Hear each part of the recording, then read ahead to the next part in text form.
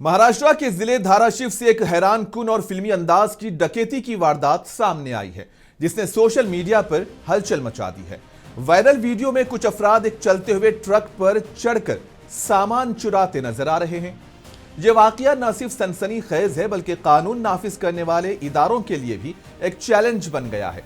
जैसे ही यह video social media पर वायरल हुई, 6 अफराद को गिरफ्तार भी किया गया। तमाम मनाजिर एक राहगीर ने कैमरे में महफूज कर लिए, जो बाद में सोशल मीडिया पर वायरल हो गए हैं।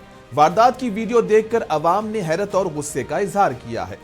सोशल मीडिया पर शहरियों ने इस बात पर तशवीश जाहिर की है कि अगर शाहराह पर इस तरह की वारदात दिन दहाड़े हो सकती है, तो फिर आम लोगों की हिफाजत कैसे मुमकिन हो सकेगी।